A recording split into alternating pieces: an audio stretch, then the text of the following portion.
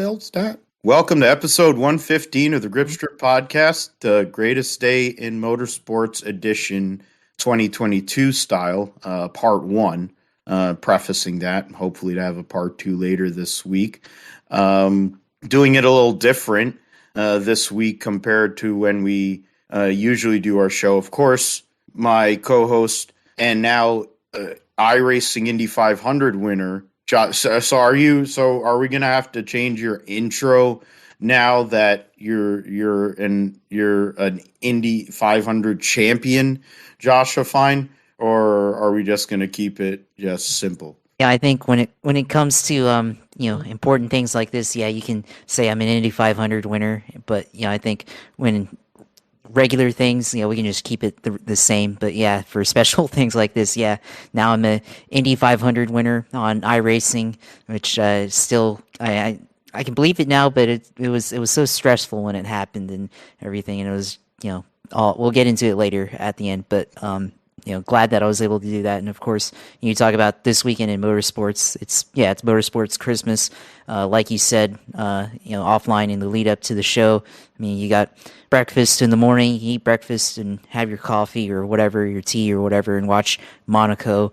And then you can have your lunch, whatever, watch the Indy 500, and then later eat your dinner, whatever you're gonna eat for dinner, or barbecue or whatever for Memorial Day, and watch the Coca-Cola 600 and have a Coke while you're watching that, or Pepsi or whatever. So it's a great day in racing for everybody, whether you're NASCAR, F1, or IndyCar fan. Yeah, and that's why we have two special guests on this week, two regular contributors to the podcast.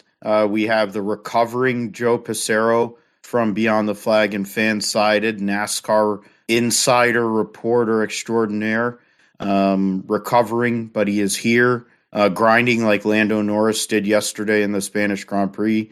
He had tonsillitis, still drove through.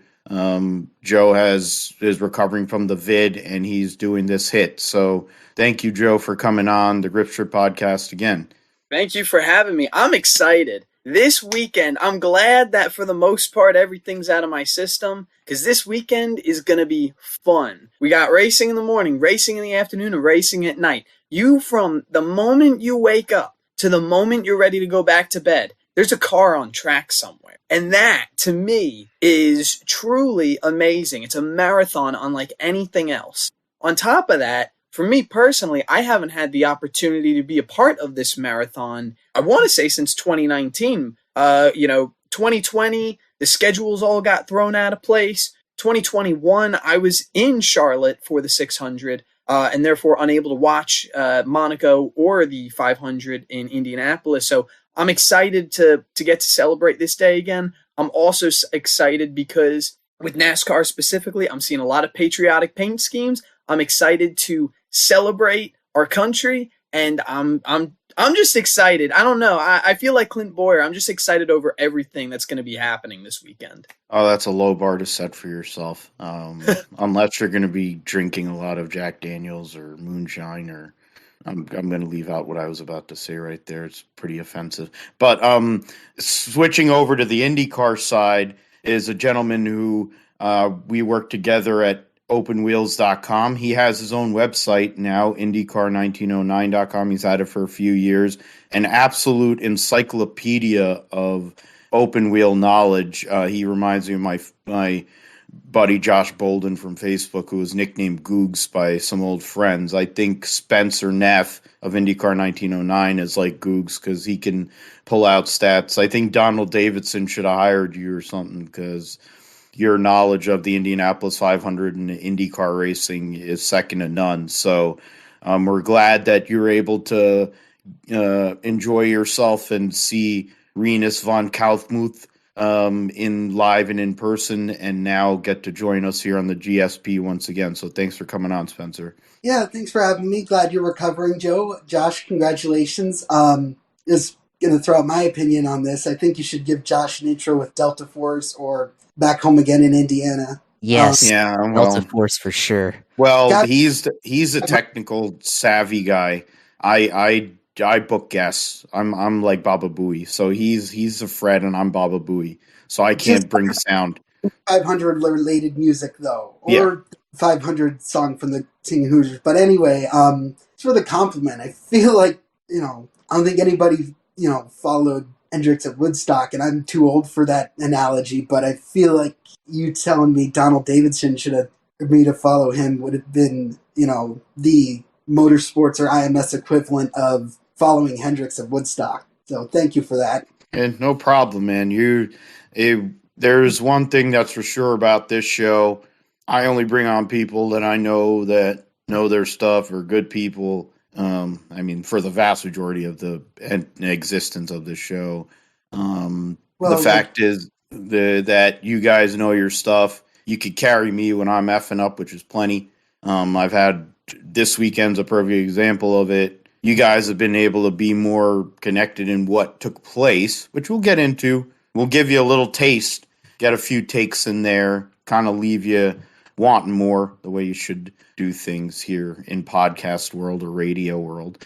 And then also talk about what this weekend means. I mean, not just for the fallen heroes that have provided us the freedom to be able to enjoy these races again in person if you're able to go, or enjoy them on TV or through radio or whatever means you have, being able to be with your family and your friends in a time where, very trying time that we're in as a society, but to be able to go to people and have a group discussion about just an amazing weekend of racing. I mean, Joe, you mentioned about last year. I think Monaco was the week before, which they do that sometimes. So the fact is it wasn't. I called it, I think I prefaced this, Josh may remember better, but I prefaced this the greatest day in motorsports, and in my open I probably muttered about Monaco not being there and cursed out F1 and Liberty Media, which I probably did. And now at least it's back where it belongs. The reality is this weekend is about, freedoms and our freedom and being able to celebrate it, and the men and women that sacrificed their lives for us. But it's also nearly 1,400 miles of racing, the biggest single day sporting event, which is in the middle of the day, basically the glitz and glamour of a country that's literally like 4 miles long, which is hilarious to me, at the start of the day, and then the biggest endurance race in NASCAR, in a time where endurance is an issue with this car and with the bad tires, which have been an issue for decades. And so, we're going to get into all that. We're going to talk about our memories of these events, getting what drew us, those are things that drew us to this sport. And then also, get into it. Indy 500 qualifying took place. Scott Dixon ended up having the second fastest qualifying run ever, 4-lap qualifying run at Indianapolis, and the fastest pole winning time at Indianapolis, because, of course, Harry Lunatic wasn't able to do it on day one. He had to qualify on day two back in 1996 to set the overall track record. It was a really fast weekend, really fast week of practice, and to see those speeds again was really cool, and how tight and compacted it is with current day IndyCar between both Honda and Chevy, and a lot of intrigue going on since Penske guys are a little further back. Scott McLaughlin pulled his time, and then Alex Rossi'd himself, and now is buried tailback. Like Stephen Wilson didn't even get to make a qualifying run, so he'll have to start dead last. Different things, different teams struggled. Ed Carpenter's team, of course, shows up. Rinus VeeKay gets another front row start. But the Ganassi cars, 4 of the 5, or all 5 made the Fast 12, and 4 of the 5 made the Fast 6. One 7-time NASCAR champion who at least 3 times last week had a chance to wipe himself out, maybe 4, but proving once again why Jim Johnson is one of the greatest wheelmen ever lived, saved his car every single time.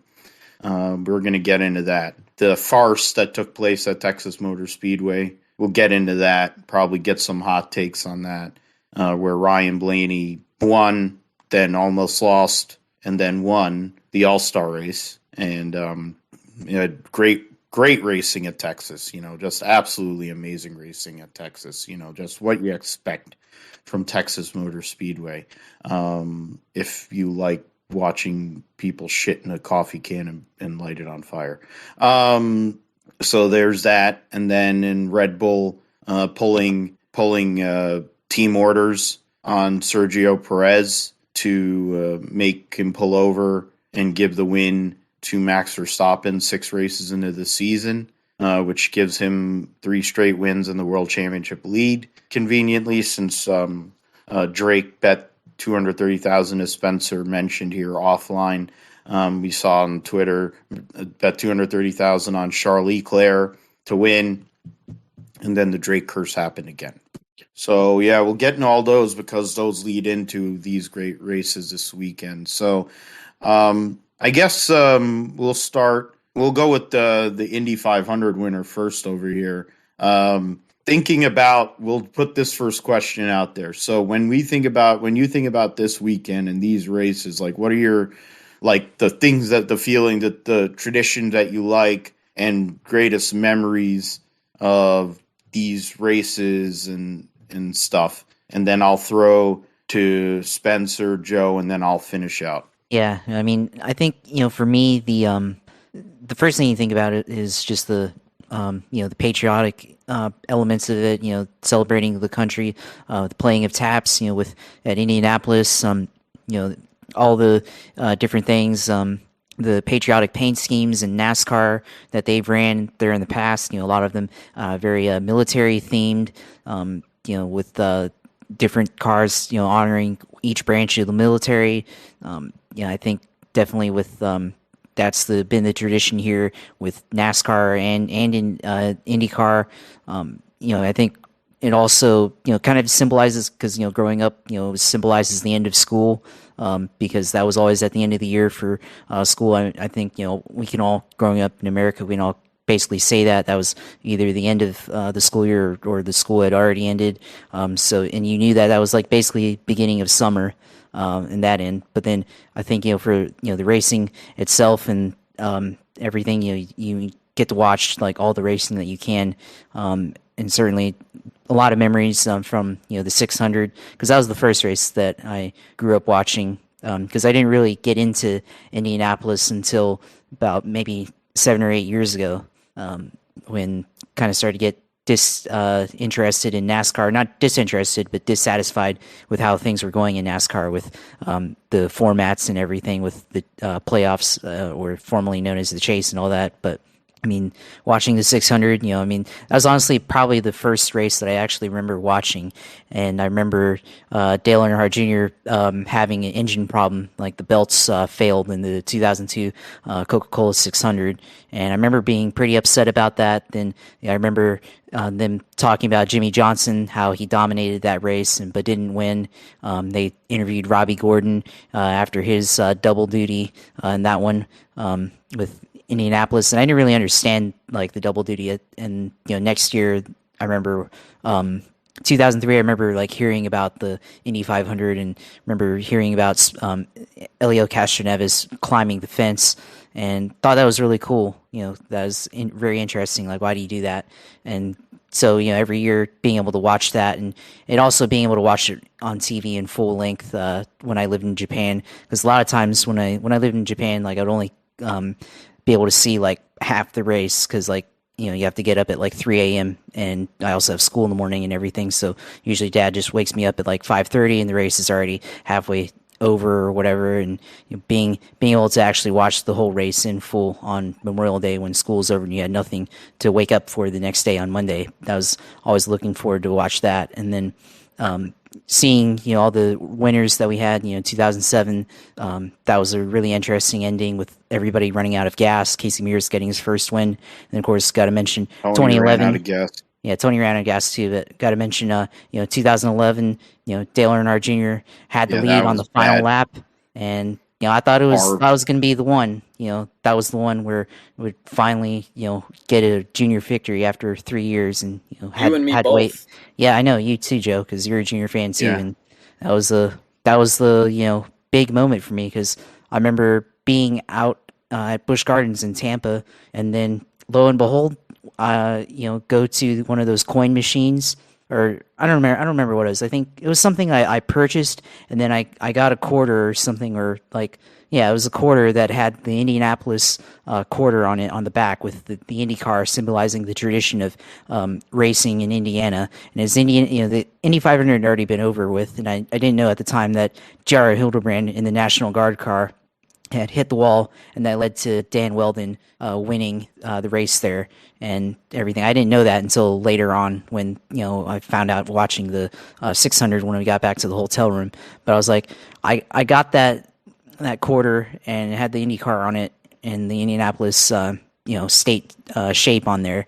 And I looked at that, and I mean, even though it was IndyCar racing, like, my dad's always like, maybe this is the day that Junior finally wins. And it got so close, man. That's like the one Junior victory that I want back so bad that never came, so wish that one would have happened. But that's like, I mean, it's painful memory, but it's one that obviously it sticks out and everything.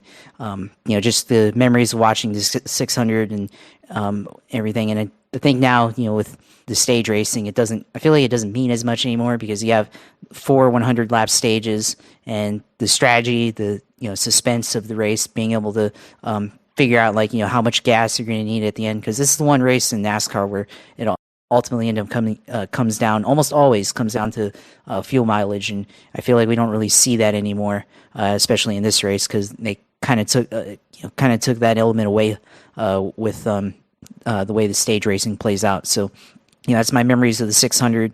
And then, of course, the 500, the Indy 500, obviously I already mentioned part of it, the kind of like before I started paying attention to it more, but, of course, remember seeing the headlines of, Elio winning and seeing him climb the fence like Spider-Man. That's why it was interesting, because that was the year that Spider-Man was released in theaters, the original one with Tobey Maguire. And then, you had Elio Castroneves climbing the fence, and that's why that was interesting to me at that time. But there's always a little bit of interest, like hearing about what other people said about it and everything, and kind of like knowing some things about it, but not really paying attention to it until about 2014, 2013, when I started to kind of want to experience or diversify my racing tastes. And so, watching the Indy 500 and then watching Kurt Busch do the double, that was a lot of interest in that, hoping that maybe he could win. But of course, Ryan Hunter-Reay won that one in 2014. And then from then on, it's just been like learning and understanding the history of the Indy 500. And, ultimately, I feel like I like IndyCar racing as a whole more now than I do NASCAR. And there's a lot of reasons for that, but ultimately, I think it comes down to the ability to see the Indy 500 or to watch it and just experience all the history, like, and understand the especially with iRacing, the strategy, and knowing how hard it is to win. And I won the iRacing Indy 500 and all that this past weekend, and it was definitely a hard thing that you have to do, and it's not easy. And I feel like with NASCAR kind of becoming very WWE like, and then on the flip side you have IndyCar, which I think they still maintain their tradition. They still maintain the authenticity as far as not manipulating things like NASCAR has been doing for the past almost decade now, and even further back than that. But it feels a lot more pure, and that's why I feel like I enjoy it a lot more.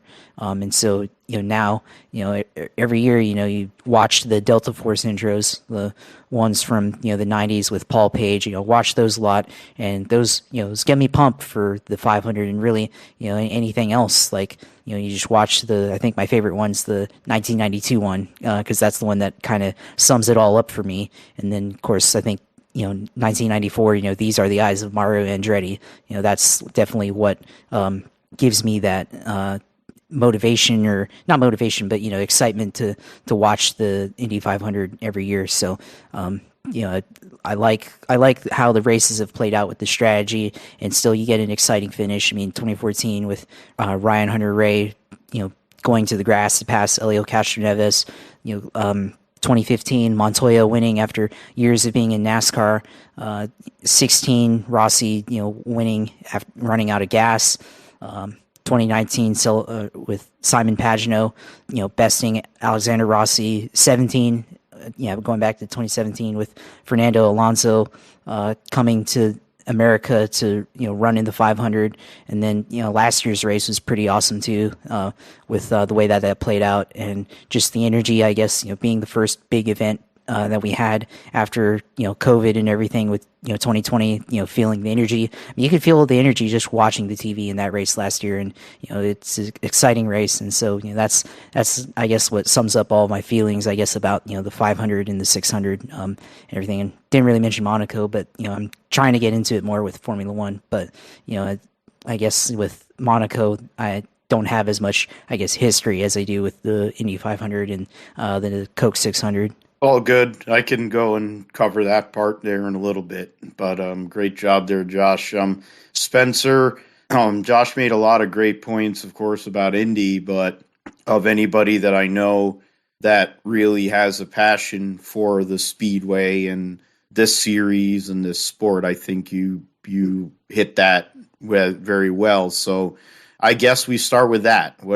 What got you into Indianapolis style racing, and how is it kind of manifested to now you cover it and you get to meet drivers and do all this stuff, and how does that fit into this whole little realm of this great day that we're going to have on Sunday?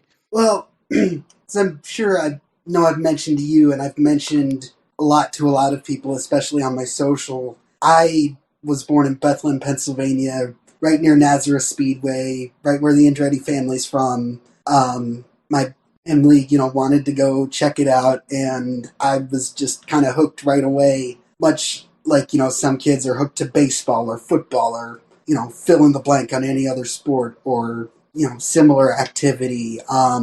Then, like Josh, I kind of transitioned to NASCAR and monster trucks and some other sports, and around 2011, I ended up attending Purdue University, and right when I went out for my orientation, a couple days after, Mom went with me to Indianapolis Motor Speedway, and this was about a month or so after that finish with J.R. Hildebrand and Dan Weldon that Josh had mentioned, and I just got kind of hooked right away. So fast forward to 2012, ended up going to my first one, and I remember being so disappointed that we didn't get to see Dario and Takuma, fight all the way to the finish. And, I was kind of bummed because Dario had won before, and, I like Dario, but I kind of like seeing new winners. But that was disappointing. Took a couple years off from attending. So I have plenty of my own traditions. Like my dad used to always print out a starting grid for me. So last night I emailed him a copy of the starting grid. So he's like, we kind of had a laugh about, the tradition being switched. 2015, we started going again. Last year and this year, I've been fortunate enough to be able to go the whole month. Not through my site or anything, just as a fan. Last year was just incredible to see afterwards, seeing Elio, Tyler Mears and Unser and Foyt, and just how much the fans reacted, and everybody's climbing the fence with him. And I remember thinking that morning about how, it'd be kind of cool to, see him tie the record. Because, there's still a part of me that's an Andretti fan, and that is, like, wanting so badly to see Marco break that curse. I remember in 2006 when Michael and Marco got passed by Hornish, and I was pretty disappointed. Because for me, that's kind of where the Andretti curse kind of begins and ends, because I was born in late 92 after Jeff wrecked. Mario wrecked. Michael's fuel pump blowing out or whatever with 11, 10, whatever laps ago. Yeah, the year before, Michael lost that incredible duel with Rick Mears. Yeah. So Josh kind of touched on, too, there's a lot of the patriotic aspect.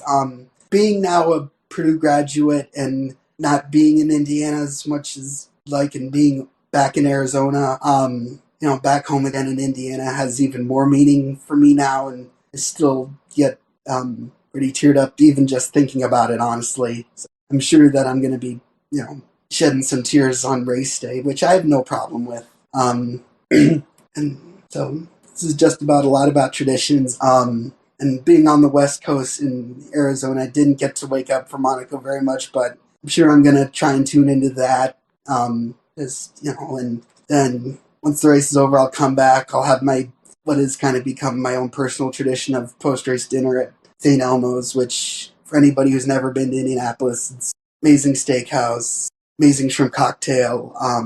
Definitely a must go to. That shrimp cocktail is borderline atomic and pretty close to sinus clearing, they call it. And it made John Force blush, so that tells you all you need to know. Oh yeah, that's right. Yeah. Oh. All right. So I mean, we'll get more into Indy itself for this week here in a little bit. But Joe, I mean, you got to chime in a little bit with Josh because of your Junebug fandom at the 600. It's the home. It's a home for the Earnhardts, and of course, his father won that race many times. He won the first day and a night 600 in 1993. I think that was his last of 3 or 4 wins in the 600.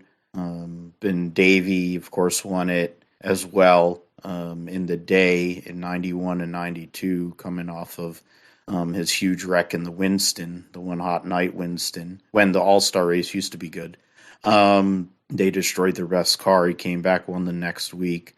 And but yeah, Earnhardt, the Earnhardt fandom, it is home. It is Charlotte Motor Speedway, and big race. It was, as Josh mentioned, it's not the same as it used to be by any stretch of imagination, but it's still a big race no matter what. Yeah, for sure. I mean, I have a lot of memories about 600 week. They don't go reach back as far as Josh, I don't think. I wasn't really involved with NASCAR until about 2004. And unfortunately, I was too young. My parents imposed a very strict bedtime on me in elementary school. So I think actually the first full Coke 600 I remember watching is actually that race when Dale Jr. came up. Just that, 2 turns and half a straightaway short on gas. And Kevin Harvick rolling around to steal it on that late restart. Although actually even reaching further, and this is probably my first real memory of the Coke 600 as a whole,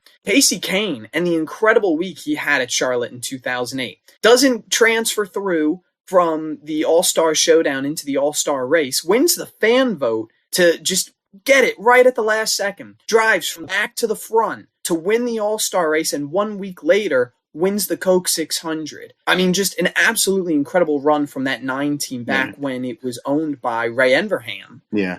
I have to preface that Tony Stewart was going to win that race, and a Badger tire failed going into turn 1. He was leading the race with 1 lap to go. That's after the fuel mileage situation in 2007 and having 2 chances after running the Indianapolis 500. He cuts a Badger tire going into 1 and lost the 600 after giving away the 500 earlier in the year. Okay, I'm going to let you go now. For me, really, you talk about the crown jewels in stock car racing.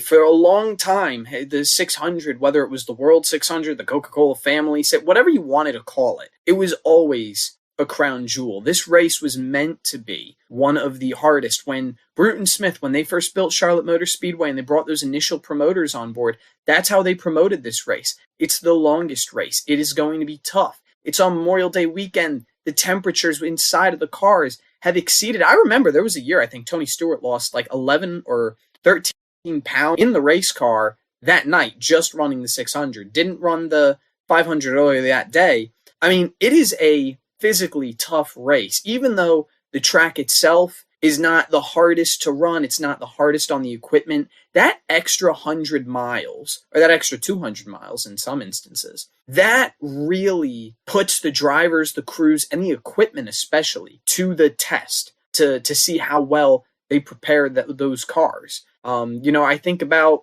this was the one race that eluded Bill Elliott the year that he won his $1 million in 1985. This was the one that he could not win. That's how tough this race is. And in more recent years, I think especially this race has taken on a whole new meaning in the patriotic paint schemes were always prevalent, especially after the turn of the century. But in 2012, when the NASCAR Salute program started formally, I remember it was a really big deal having almost every single car on track that weekend for the 600 in May, as well as for what then was the July 4th race weekend at Daytona, with patriotic paint schemes in some fashion, whether it was a minor touch-up to an existing paint scheme or a brand new paint scheme altogether. And in addition, and probably even more meaningful than the paint schemes themselves, having the names of the soldiers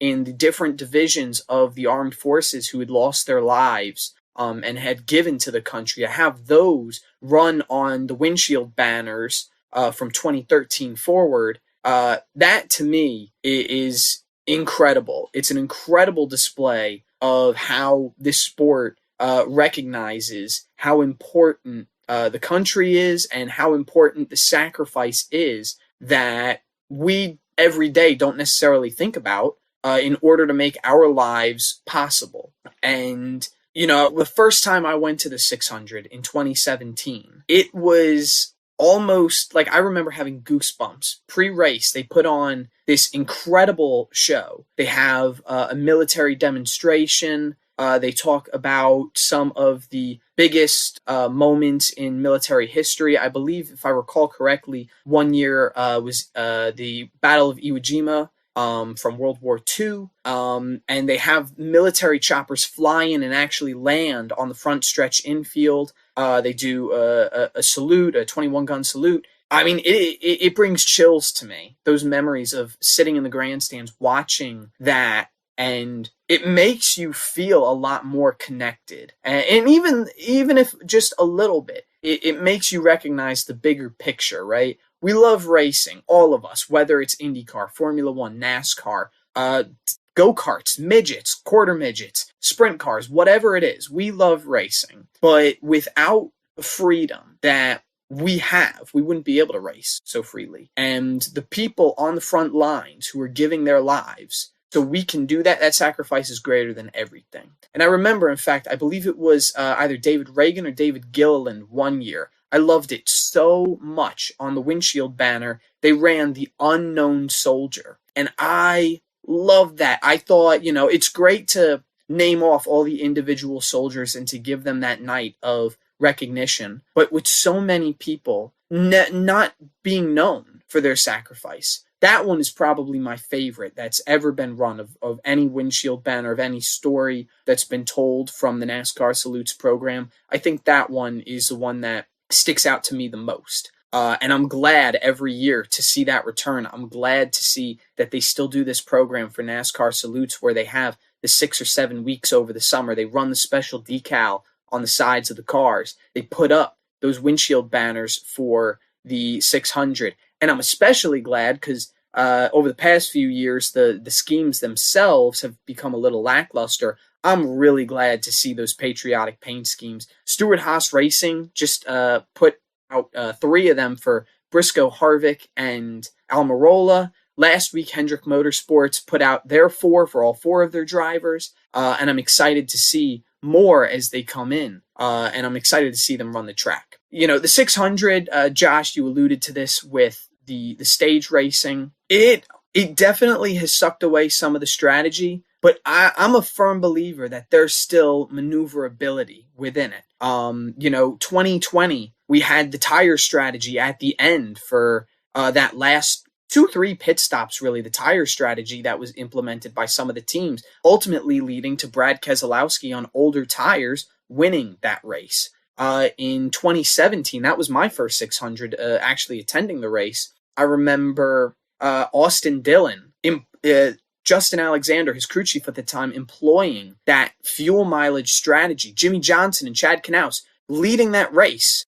I mean, a lap and a half to go to run out of fuel. And to then only lead the last lap and a half of the race for Austin Dillon and to go and capture that first win. I mean, there are so many moments. We could go on and on about the 600. And I'm thrilled that it's that time of year. I'm thrilled that I get to watch it in conjunction with the Indianapolis 500 and Monaco this year. I'm so excited. Admittedly, F1 and Indianapolis and IndyCar racing are not something I'm super well versed on. I've definitely been getting a little bit more into IndyCar. I'm following it more, especially on Twitter and on other social media platforms. Formula One trying to do the same. It's a little harder with the start times for me to track F1, but I'm really excited. This weekend is going to be hopefully some of the best racing we see all year long. Certainly the longest day of motorsports in general, and I'm really excited. I'd love to be there for the Lynyrd Skynyrd pre-race concert in Charlotte this year,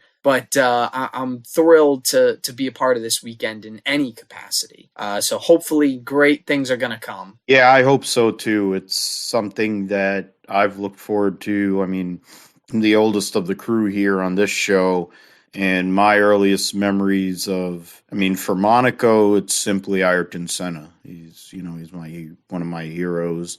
He won Monaco 6 times. He won Monaco. He was the first driver to run an active suspension car in '87. I wasn't watching it. I was 2. But, like in history going back, winning in an active suspension car at Monaco, which ended up being the first of his 6 wins. In '88, the historic run where he qualified 1 second faster than Alan Prost, lost focus, crashed his car, walked back to his left his car over there by the tunnel, Kyle Busch style, went and walked back to his apartment, and Joe Ramirez had to call him on the phone. He's crying because he gave away the race. Came back and won the world championship, albeit now through all different points and people aren't getting it, whatever. But Senna basically won from 1987 to 93, when every race sans won at Monaco. And, he was the king. Michael Schumacher, then went on to continue his dominant run, not only in a Benetton, but then also in Ferrari. But then other guys have won their first race there, like Jarno Trulli and Fisichella. I think won his first race there. Might have been, it was Fisichella won his first race there. There's been people that have had their moments there. Lewis Hamilton, it hasn't been one of his greatest racetracks, considering how great he is, over 100 wins. He only has 2 or 3 at Monaco, but it's a classic. It's not a tier 1 circuit, let's be honest. It's more about the glitz and glamour. I think it's more of a Formula E circuit because of the speed, and Formula E seems to put on a decent show there. Formula 1 with these cars that are way long and really long and way too wide. I'm not sure what we're going to see this week. Probably going to see a Max Verstappen benefit for those who are into that crap. But in regards to what the history of this race, I mean, it was in the movie Grand Prix. You can see those races from the first year, from 1950. You're winning on basically the same circuit that Juan Manuel Fangio or Giuseppe Farina or insert driver from the past has run. Whether it's Mario Andretti or James Hunt or Prost or Senna, Schumacher, or Mansell, whoever. That's what makes it. The fact there's just multi-billionaire yachts out there on the one side and pools and whatever, and women of all different ages that have had tons of work done, walking around the circuit, famous people of all different lives, whether it's in motorsports or sports or actors or actresses. It's a race that, you want to win. It's a major. It's something that you say you won Monaco. It matters even in the lower formula. If you win at Monaco, it matters. You may not do jack crap the rest of your career, but you win Monaco, it has a thing. It's like Karun Chandhok won at Monaco in F2, I believe. And that's his calling card in racing. It means something. And like Stoffel Van Dorn celebrated a few weeks ago winning the Formula E race, and he's like, "Yeah, I just won Monaco." He was in Formula One, got dropped out of Formula One. It means something. We'll see what happens this week, but those memories always stick with me. Indianapolis it's everything. I get emotional back home again in Indiana. I think about Jim Nabors singing it when he was leaving because of his health.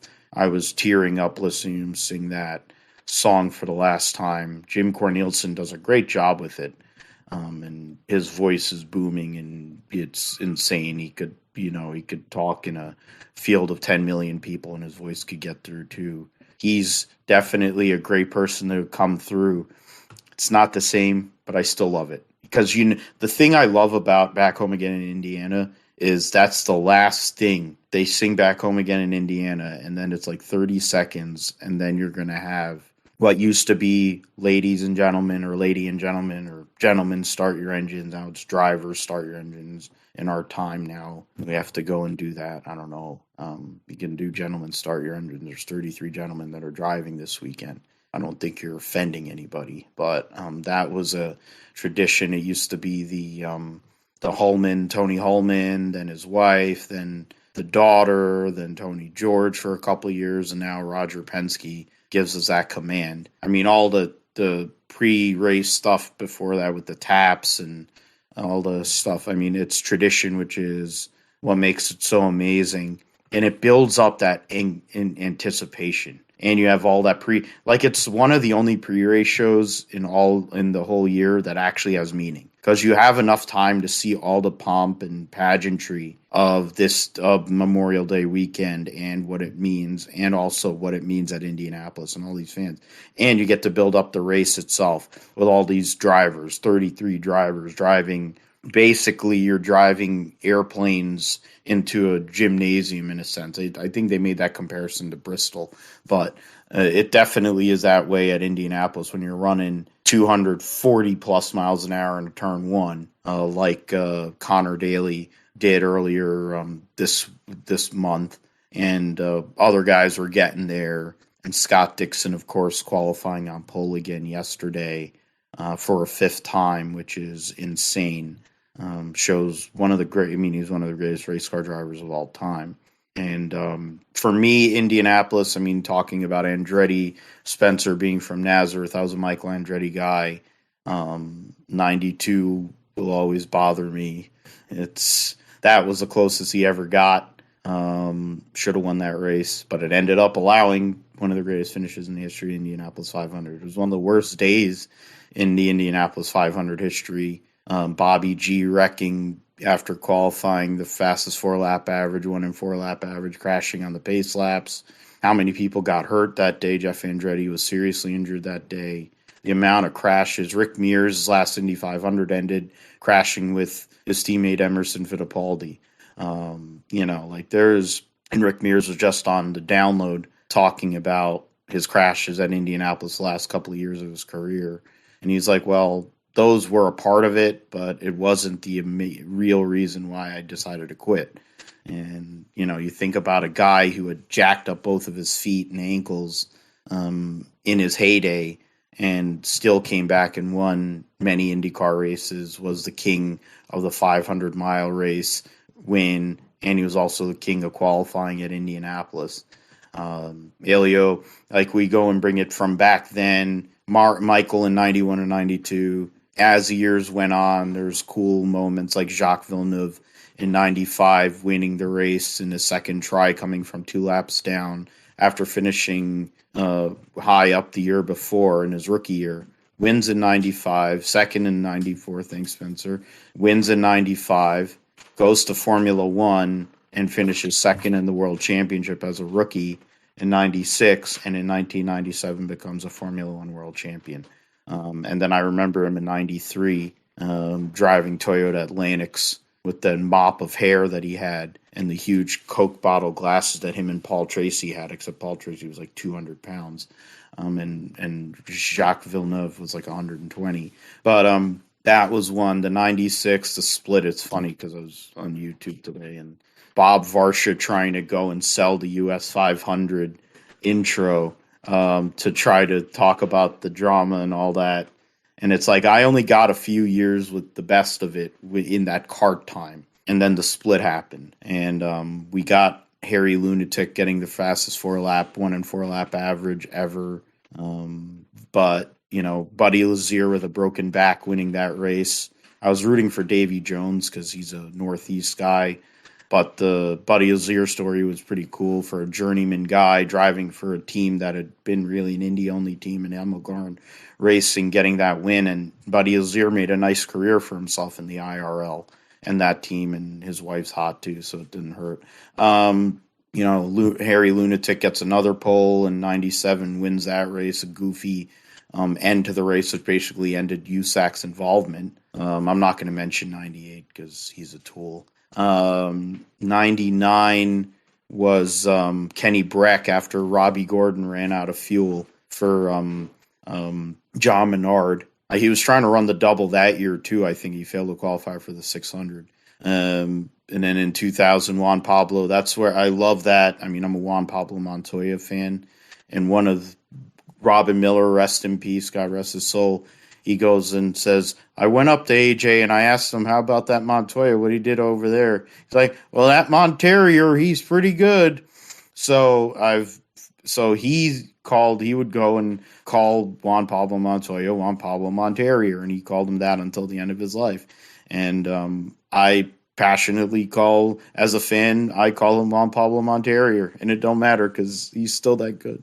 And he'll tell you that. He'll tell you how good he is. And he's got gray hair now. But he won the Indy 500. He destroyed in the year 2000 in that bucket of crap that they had him driving back in those days of G-Force with a Blowsmobile engine.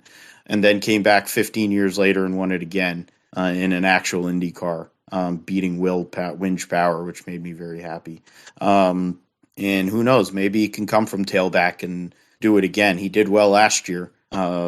He was running top 5 in the Indy Road Course and crashed late, and that farcical deal there. But he had a good car and then had issues in tech and couldn't qualify in his usual regular spot, put him in the back. It's more fun for Juan Pablo Montoya to go and come through the back, running LMP2 these days, but with his son. But he still got it. I mean, you go through all the years. The IRL years don't really stick out as much. I mean, Dario winning. Once Dario started winning there, it was really cool for me. I was a fan of his. He won 3 times. Probably would have been the first international 4-time winner if he hadn't had his serious accident at Houston in 2013 and had to retire because he was so good at that racetrack. I mean, Dan Weldon probably could have gotten it too, to be fair, because he was a natural there. 2011, watching J.R. Hildebrand hit the wall was so depressing, and I feel so bad for him. But the fact is, for that being your moment in your career that everybody remembers you for, J.R. Hildebrand has handled it with way more class and poise than most people would have. And even with the fact that John Barnes threw him under the bus, which the karma came back to him really quick when National Guard left him for Ray Hall Letterman Lanigan. Dario winning, TK winning in 13 was really cool. Not a fan, but, the guy is like a big fan favorite for a lot of other people. That's like Earnhardt, 20 years of trying, 20 years of frustration. Same thing for Tony Kanaan. And then the next year, after Ryan Hunter-Reay lost the race on the last restart, winning the race in that battle with Elio was amazing. Battle of the yellow cars there. That was a great moment. And some of the races over the years, Juan Pablo.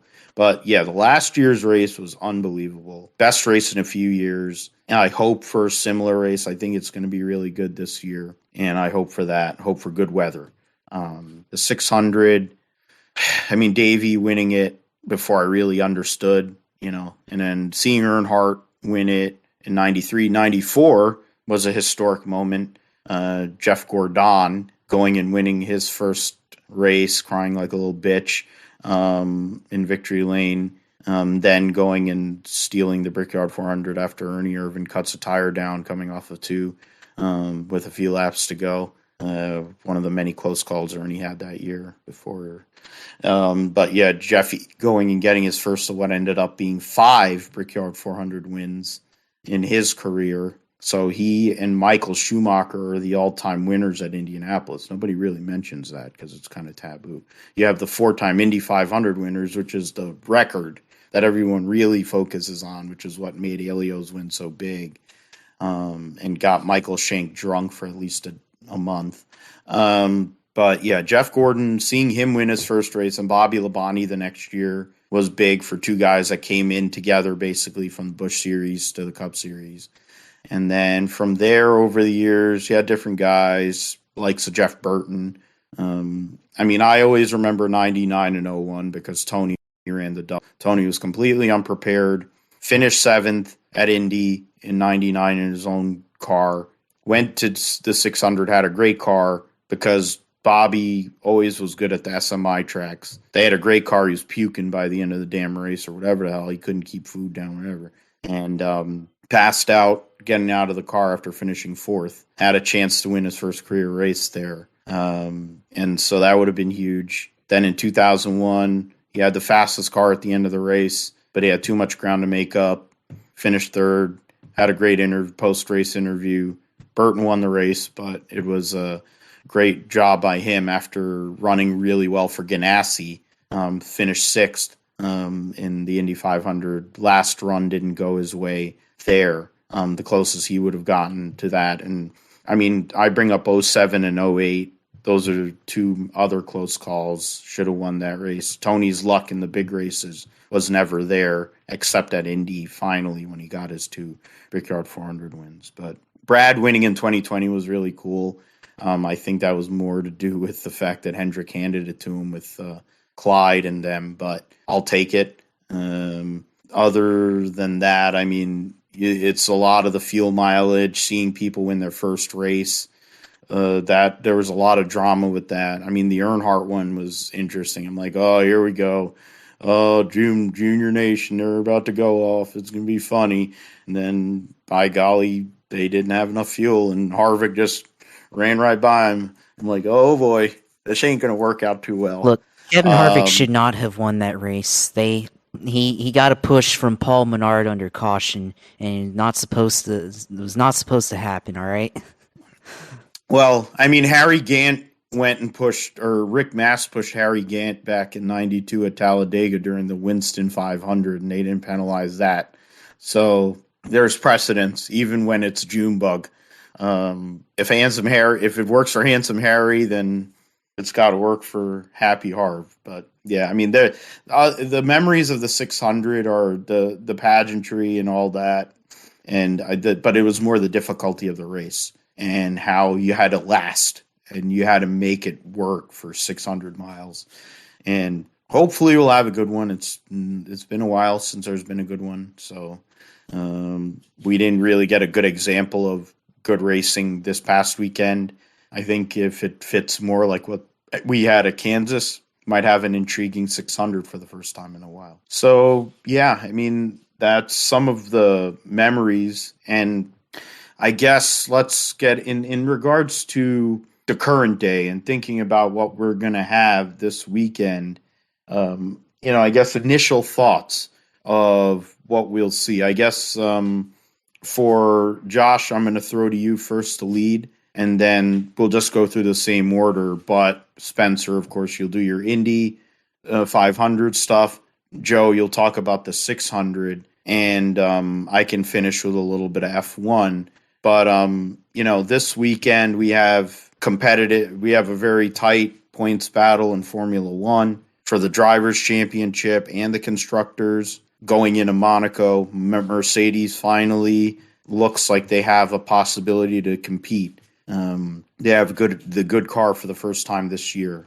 So there's something to be said, which I'll get into in a little bit. But Josh, Indy 500 practice today was intense. Dalton Kellett wiped out. So they're going to have a lot of work to do going to Carb Day on Friday. But the other 32 cars made it through clean. Ganassi's fast. Sato's fast. The coin cars have been fast all month. But it looks like there's other cars that seem to have good pace and race pace and drivability. And then in the 600, we're building up. We kind of have to use what we saw at other cookie cutters so far this year as a preface versus what we saw yesterday to build up towards that. So, in regards to, we're going from memories and great moments to what can we see this weekend, or what should we be looking for this weekend amongst the greatest day in motorsports events? Yeah, I think starting off with the 500, the Indy 500.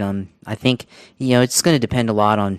I think the car's ability to draft and how close can they race amongst each other. With the aero screen, it's been, I don't want to say hit or miss, but the aero screen has caused some difficulty with being able to pass. And I think if it's like last year, if the weather is on Sunday is good enough, I think we should have a pretty entertaining race. I think you mentioned Ganassi's been really fast, which obviously not surprising, but I think it's kind of surprising. We haven't really heard or had a lot of noise from Penske. We've had Will Power made it to Fast 12 in qualifying, but the rest of Penske, I mean, McLaughlin hasn't really shown too much speed so far this month. Newgarden, today, 6th place, first among the Chevys in practice, but fairly quiet in qualifying, I think, for him. But I do find it kind of surprising that, Dale Coyne Racing, obviously with our friends at Rick Ware, they've been fast so far this month at Indy with Takuma Sato, and then the other car, David Lucas, number 18, being sneaky fast as well. So I think those cars, definitely have a chance to win. Ed Carpenter Racing, all their cars, I think, have a chance, to compete in the top 10, potentially win. I think especially with Rinus VeeKay, definitely I think he has if it's not going to be a Chevy or if it's not going to be a Honda or a Ganassi car, I think the 21 has a chance at winning the 500. Definitely have a fast car, a very strong car. Of course, one of their cars could have won last year if it didn't hit the tire. Connor Daly, if he didn't hit the tire flying off Graham Rahel's car, could have won last year. So I think, they're going to bring back some of the notes, I guess, from last year and build upon that. And I think, those ECR cars definitely are fast in traffic, and definitely they have a lot of pace that we'll have to see if they can bring it out on Sunday, if they can lead laps throughout the race and have the right strategy. They definitely are a threat. So, I think, Jimmy Johnson, definitely, I think he's probably, one of the wild cards in this race. We have to see, his ability to, pass on the outside, pass on the inside, if needed. It's going to be tough. It's going to be tough to be able to get a run and be able to make it to the inside. We saw a highlight of him in practice trying to make an attempt to pass his teammate and got to the outside, but just didn't have enough to be able to clear him on, going into turn 3 and had to back out of it. So, but then, later on he was able to make the same move in turn 1 and actually complete the pass. So, we'll have to see, how well he can adapt to, being able to make those kind of moves, and then also keeping up with the track changes throughout the day, using the tools like we talked about with the anti-roll bars in the front and back and the weight jacker and everything. And then, of course, managing your fuel with the engine mapping, a lot of challenges that come into being able to not only just win the Indy 500, but just to, be up there and be competitive in the top 10, top 5, the podium or whatever. So there's a lot for Jimmy Johnson that he's going to have to go up against that he didn't really have to face in NASCAR running here at Indianapolis and everything. And then I think, for the 600, it's going to be interesting, I think, with the way that the mile-and-a-half racing is played out. And, we've seen kind of how they've raced at night on a mile-and-a-half with Texas, but Texas is unique because, of course, they ruined the track surface with the PJ1, aka the Europe Strip, and the banking, of course, is different in two ends of the racetrack, and one side being flatter than the other. The everything about it is wrong, I think, and we don't have to get into it too much, but for races like Texas at night, it's going to, again, continue the trend of the 600 not really having all that compelling racing. But then, if we get something like what we've seen at Kansas or at Las Vegas earlier this year, the mile-and-a-halfs, then maybe we'll have a really good race to watch.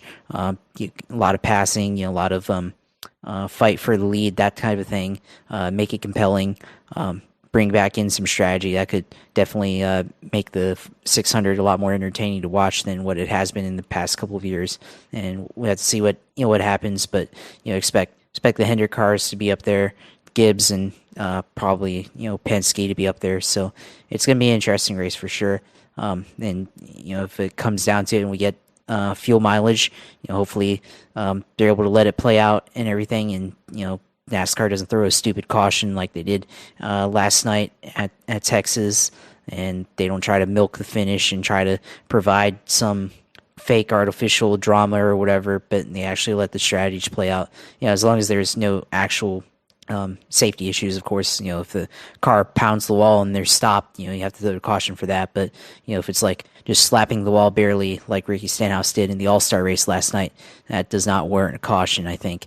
So they definitely should not throw the caution just to milk the finish or whatever and provide an exciting finish. But it's going to be an exciting race, I think, for both 500 and the 600. But just ready to watch for both of them. Yeah, I think. I think we can go off on tirades about how bad yesterday's action was at Texas, but I've been outspoken about my dislike for that dump for years. I think Joe and I got in and started joking around about what we should do if we were allowed to take Texas Motor Speedway.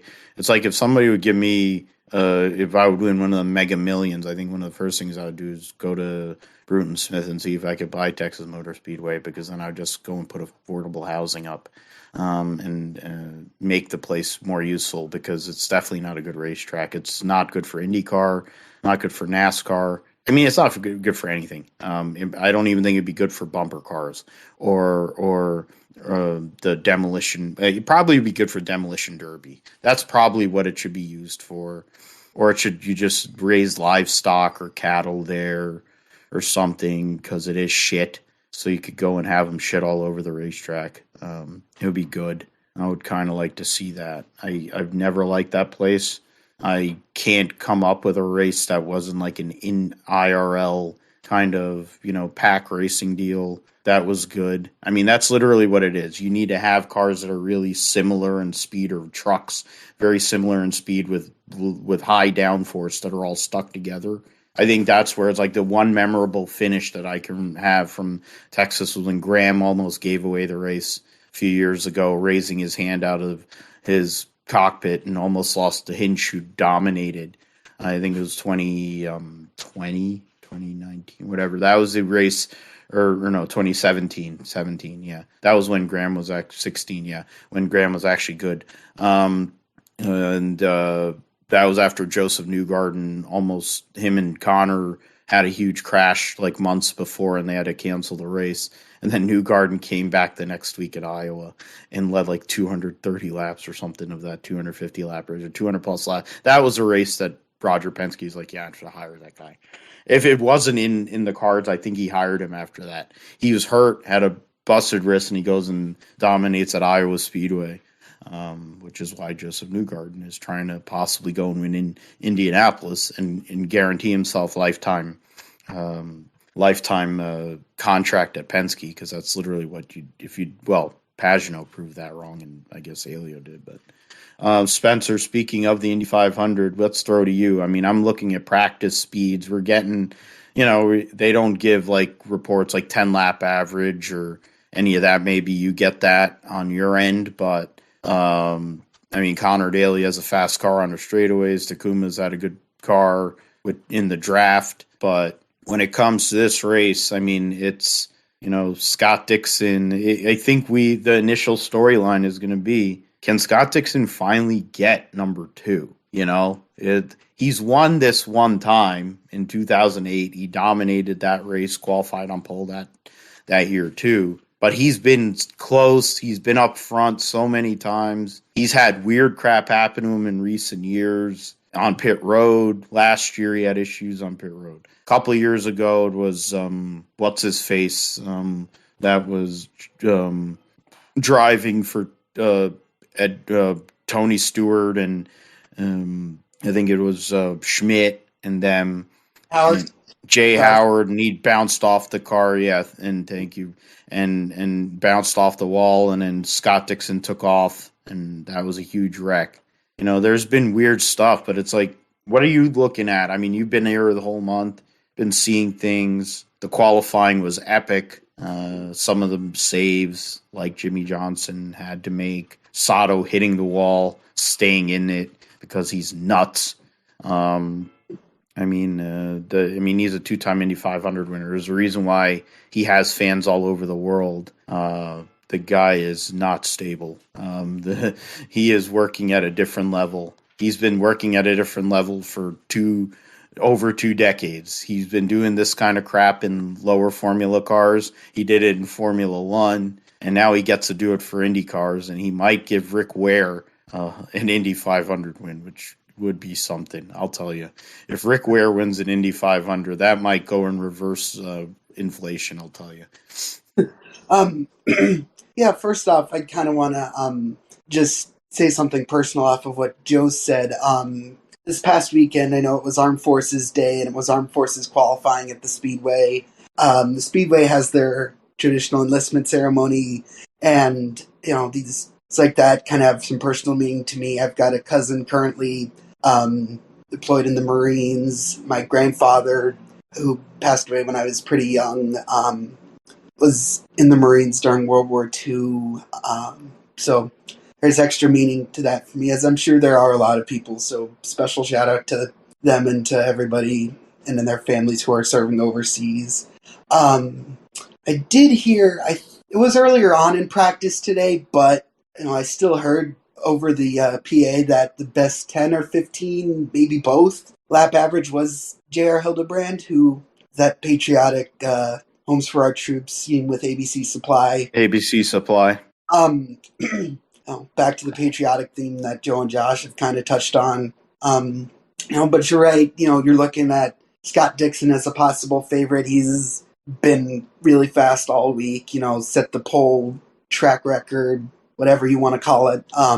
You had Pelot finish second last year, and then now he's starting second. You had VK lead qualifying, and now he's starting third for the second year in a row. Got Ericsson in fifth, and Kanaan in sixth, and Johnson in 12th, kind of leading that Ganassi, I don't even know which I'm going to call it, that Ganassi brigade, for lack of a better term. Penske cars were a little surprising. I know McLaughlin was kind of mid-pack, and then he decided to pull his time and ended up falling back. Rossi fell back a few spots when he did the same thing. So, I said earlier, there's part of me that wouldn't be surprised if Dixon kind of, dominates and runs away with this thing in a bit of a laugher. But, it could be, this things, we've had one of the most competitive eras probably ever, if not the most competitive era ever. So skating could be pretty wide open. Just a kind of a dorky stat, but would kind of be fascinating to see Daly win because he's starting 18th, and that is the only starting spot in the top 2/3 of a traditional 33-car field that has never produced a winner. You've had winners like Haroon and Meyer from 28th in 1911 and 36. See what other spots haven't, but I know that spot for, of course it probably doesn't mean as much as I'm pretending or acting like it does, but it's still just fascinating because, it's a spot that, there's been winners from 16, 17. Every spot. Yeah, but just, Weldon was one of, I think, 3 guys to finish second after starting 18th, and that was back in 2010. So yeah, for the whatever. Why am I forgetting? Is Panther Racing? Yeah. Yeah. Connor needs a new pool because we still haven't figured out who jacked up his pool. Dalton said that Doug Bowles is, Connor's stepdad, is helping clean it up. Yeah, Doug Bowles is the man at Indianapolis and is also his stepdad, but that doesn't mean we have to find out who did this. That's the most intriguing story outside of the race. Who jacked up his pool. Callum Ilot's been in way too many pictures. There's been I some honestly things think that- it's Alexander Rossi. I'm under the suspicion it's Alexander Rossi or Tony Kanaan. It's one of those two. There's people that think Connor did it to himself, which I wouldn't be surprised by, but I find that hard to believe. There was Self-sabotage for Connor Daly. Like, his car isn't that good. Like, he hasn't even been at the same pace as his teammates. Why is he self-sabotaging himself? Yeah, I've got nothing to do with anything, I promise. There was, I don't know if you guys saw this, but somebody something happened with one of the graphics, and on Kyle Kirkwood's, it got changed to Kirk Kirkwood. So I made the joke to somebody. I'm like, I did see that. That must be the guy who's pulling all the pranks. I guess I'm Kirk. That's what he tweeted out after that. So we may have to start hashtag blame Kirk Kirkwood. Yeah, well, he's going to be Kirk Kirkwood when he goes over to Andretti Autosport next year, I guess. But, yeah, I mean, this race, there's a lot to dig into with this race. There's so many intriguing storylines going on. I don't think we're going to be able to do it service tonight. I think I want to bring us back to do it again. I wanted to go and kind of get into the memories of it because of all these races, because they mean so much, and just because of our being able to honor the veterans, the veterans that are not here with us, and even the veterans that are still with us. Yes, we have Veterans Day in November, but it's a time to go and celebrate those who are giving their service and serving for us. And Joe, we've been working on all this new car, having different growing pains with it. 600 miles, longest race that we're going to have in a year. In this year, of course, with 4 100-lap segments. But the strain is going to be there. A little bit of shifting, possibly, but who knows? It's something to look at with this car. We've had the good at certain tracks like Vegas and Kansas. We've had the bad, like last week and other night races, to be honest, which makes me think that the last segment and a half is not going to be great. But the early part of the race should be. And it could really, and if people miss their setup, there's races over recent years. Like, if you miss your setup, you're out till lunch, you lose a lap or 2 laps. You lose 2 laps, it's game over. You can't have enough cautions for that. But you can lose a lap really quick at Charlotte if you're off. And I think that's something we have to look at this weekend. I mean, that practice session, Joe, coming up Saturday afternoon is going to be huge. That and qualifying.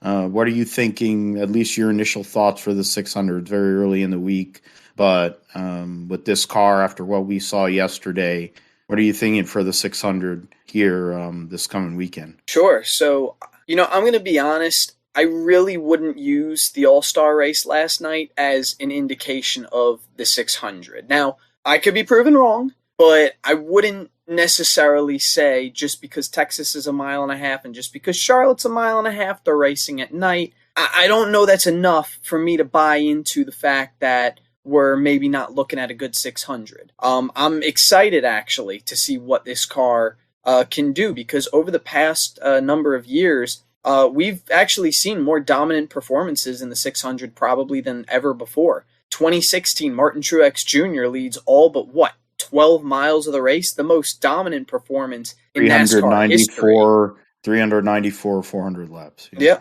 So it's all of 6 laps. Yeah, and the 2 years later in his Toyota, Kyle Busch leading 350 laps, and then last year another dominant performance, Kyle Larson leading over 300 laps. Really, it is a troubling pattern. But we've also seen then, the 2020 600 where, Bowman was out for a few hundred laps. Elliott had the better of the field for a little bit. Logano was up there. And ultimately, Brad Keselowski winning had the 2017 600. So this race is really all over the place. You get some races in past years where it's been all over. You have a lot of leaders. And then you have some where one team, one car is just so good day in and day out, or I guess day out and night in, rather, where they just dominate, and it's like nobody can hold a candle to them. So it really, I don't know what we're going to see in that sense this year, just because that seems to really fluctuate, and obviously it depends on the car that the teams bring. I do have a little bit of concern around the Coke 600, particularly around the tires. We have seen quite a few tire issues this season at a variety of racetracks, not just mile and a halves. The last 2 weeks in particular at Kansas, there were a handful of tire issues. And then last night at the All-Star race, again, a handful in a much shorter race. Now, at one point this year, it was seemingly almost like these tires didn't wear as much. These tires seem to not wear a whole lot and then fall off a cliff, so much so to the point where it may be problematic. In a sense, this may be good, actually, that this race is broken up into 4 stages, because, you're going to have to pit every stage. Most stages, you're probably going to run between 40 to 60 laps, tops.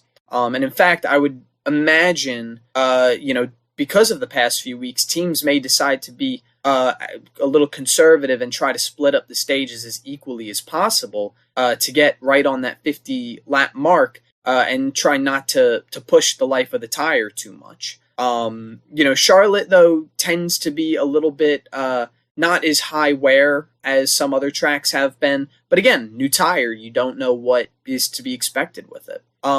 Passing in past years has been an issue with the 600. It was certainly an issue last year.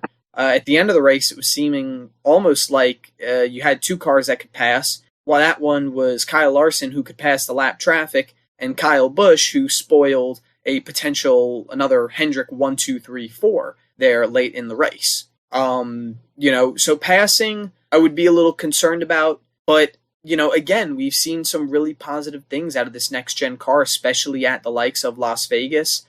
So it's very possible that that's not an issue anymore. The other thing, and this is not, I want to make it clear, this is not something I'm concerned about in particular to the next-gen car, but just in general, this is a concern I think every team has when you come to the 600 every year, is the life of the car, right? Adding that last 100, 200 miles from your normal race weekend, like I alluded to earlier, that's a lot of extra strain. These engines, these cars, they're not designed to run, the 150 to 200,000 miles that the car is in your driveway, right? These cars are meant to run maybe 4 to 5, if you're lucky, 6 races tops. The engines certainly are not going to last 6 races. It's these cars are built for performance, not longevity. And sometimes that's how teams have won this race, is by finding the best balance between the longevity and the performance of these cars. Sometimes it's not won that way, sometimes it is. So really, I think what I'm getting at is that there may be a lot of unknowns heading into this weekend. We can base things off past years. We can base things off past weeks, what we've seen. But at the end of the day, we're not going to know until the cars hit the track. Are there outlying concerns? Absolutely, there are concerns after what we've seen the past week. But you know what? I always say it's best to try to learn from it. Hopefully, over the course of this season, we can learn a lot about the tires, how they wear, maybe what exactly is happening that sometimes makes these tires not last very long, and that can be fixed. The 600, as far as, if we want to get a little more factually based, historically, at least for the last decade and change, has only been won by a handful of teams. Hendrick has won a few of them, Penske's won a few of them, and Gibbs has won a few of them. Childress is probably the name that I think would surprise a lot of people. Childress, in the past 12 years, is the only other team. You have Furniture Row Racing in 2016, but really it was a Gibbs prepared car with the alliance that they had. I consider it at least pretty much a Gibbs win. But Richard Childress Racing, the past few years they've struggled, but they have some good history in the last decade at this race. Harvick won 2 of them, 2011 and 2013. Austin Dillon won it in 2017. So it's been a few years, but it's still possible that they can break through, or that another team can break through. And that's, I think, part of the nice thing about having the 600, that extra 100 miles, is that it sometimes allows for something unexpected to happen in that last stretch of the race. I would say, though, definitely for sure, if you're making bets, you're probably going to bet Joe Gibbs Racing or Hendrick Motorsports. Team Penske's been all right. They've kind of been hot and then not this season. They had a bad race at Dover. Last week they had a really good race at Texas. So, they've been a little bit more inconsistent. Hendrick has been really good from the start of the year, but it seems like in the past few weeks, Gibbs has really found something, and they're becoming a really big threat. I know they had a rocky start to the season, all 4 of those cars, but Hamlin won at Richmond, and ever since then, they've been getting a little bit better each week. We had Kyle get into the win at Bristol. I mean, really, I think Kyle Busch had the car to beat before the accident happened this past weekend. No, I don't think anybody was going to hold a candle to him. He was going to start first in that last segment, and I think that would have been it. Truex has been slowly getting quieter. He's been moving up the points a little. Bell has made a lot of ground in the points over the past few weeks. There was one point where he was in almost the mid-20s, and he is now in playoff contention without a win. And then, of course, you have Kyle Busch, who I think is really, for right now, kind of leading the charge at Joe Gibbs Racing. He's very high up in points. He's a proven winner. He's won this race before in dominating fashion. I expect him to be a contender on Sunday. And then Denny Hamlin. Hamlin's never won the 600. This could be an opportunity for him to capture another crown jewel. He's got wins at Talladega, at Daytona, in the Southern 500.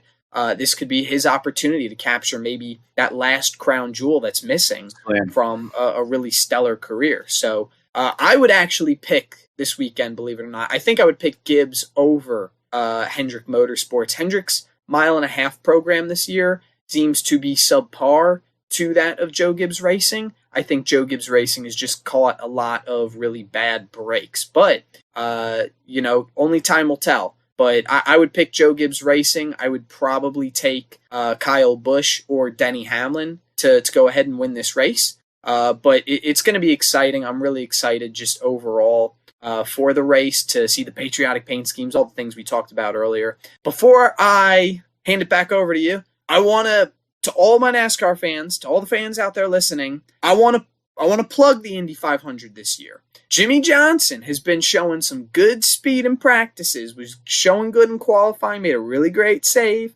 If you're a NASCAR fan and you've only casually watched the Indy 500, or if you've never watched the Indy 500, this is the year that you're going to want to watch it, because we're going to want to see how well Jimmy Johnson, the 7-time champion coming over from stock car racing, does in open wheel's biggest day. I don't know, truthfully, if he can win. I think maybe experience and his lack thereof in an IndyCar at this track may get him. But it'll be interesting to see if he can use anything from his 4 Brickyard wins in NASCAR and maybe have a successful day in IndyCar. Yeah, it's something I am venturing to think that there's going to be a lot of Jimmy coverage based on what we've seen. Dale Jr. Download as a special series now that's literally focused on Jimmy Johnson and his IndyCar career. You have a hit on the NBC YouTube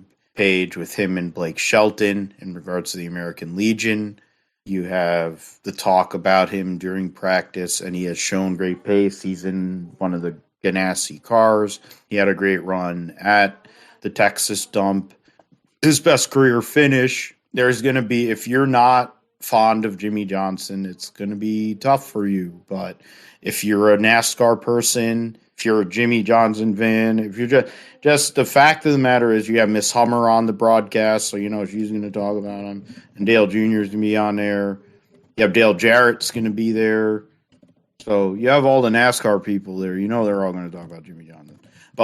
And probably Dale Jr. is going to mention Root Beer Floathead as well, because he's probably going to go run up there too in his one-off this year. If you don't know that reference, that's Santino Ferrucci. His stupid hairdo looks like a root beer float, and he's a douche. But he's really good at 500-mile at races. He's really good at these oval races. And the way it looks, Ray Hall, Letterman, Lanigan might have been better off hiring him or Oliver Askew instead of Jack Harvey for the Hy-Vee car. But let's get into. I mean, I'm just going to go briefly before we end this one today. Hoping to get into more in-depth reviews because I don't want to make this like a 3-hour deal.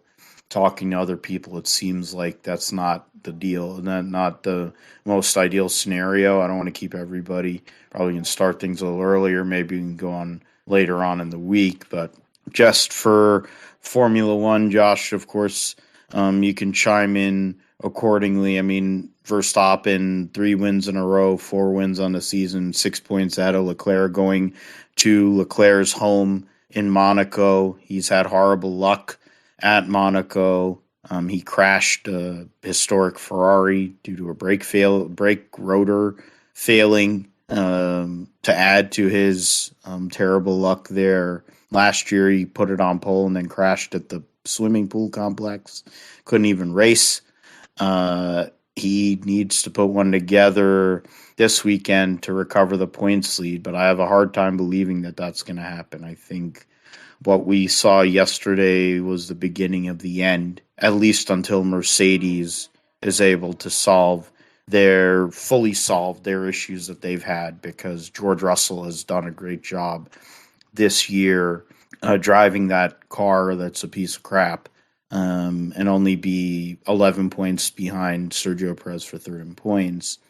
Lewis, of course, getting into this race, and it's been a struggle all year for him. But he's a former winner there. He's a former 3-time winner of the Monaco Grand Prix, or 4-time, 3-time, 3-time winner, 2008. My favorite one was his first win, the year he won the World Championship.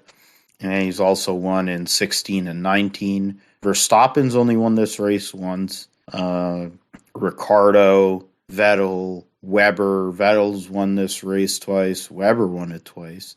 A lot of different guys. Juan Pablo Montoya won this race in 2003. Was really good there. So, I mean, it's going to be interesting at Monaco this weekend for sure. We'll get into it more in depth in the preview, though, but later on this week. But I think there's a lot more intrigue for this Monaco Grand Prix than we might have had prior to yesterday's race. Yeah, I mean, I think there's been a lot of intrigue into it. I think, with Charles Leclerc, maybe he used up all his bad luck. Of course, he crashed in the Monaco Classic Grand Prix a couple weeks ago. Maybe he's going to have a little bit better luck this time than what he's had in the last couple of years. So definitely think Ferrari's going to be up there for sure. I think if they win the pole, one of them, if it's Carlos Sainz or, more than likely Charles Leclerc, if they win the pole, more than likely they're probably going to win the race. And that goes for anybody that wins the pole, whether it's Lewis or Max or Charles Leclerc. So I think any of those guys could, if they win, they're going to win the pole or win the race as well. Just because of how Monaco, how it's so tough to pass. Especially, I mean, with these cars, it's a little bit different, but it's also one of the tightest circuits, and we've never really seen this car. I mean, we won't know until practice later in the week whether or not they're going to be able to overtake or not. And their ability to be able to overtake, just because we've seen it being able to overtake on the circuits and some of the street races that we've had so far, but we have not seen anything like this yet. This type of circuit. So it's going to be a tough, I think it's still going to be a tough day for passing and overtaking and all that sort of thing.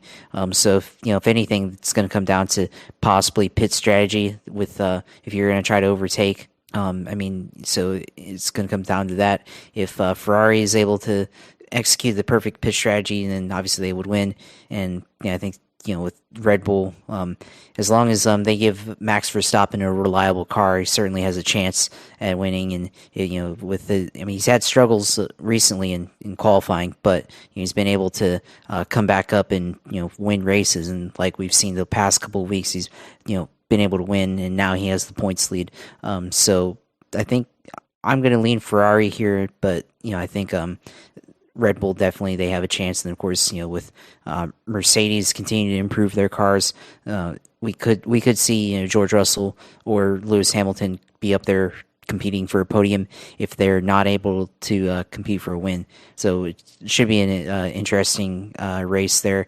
And again, I think whoever wins pole is going to probably win the race more than likely. Fault on that there, but yeah, it's going to be interesting. Thursday they'll have practice. They can't practice at Monaco on Fridays. That's always been the case. So there will be practice on Thursday this week.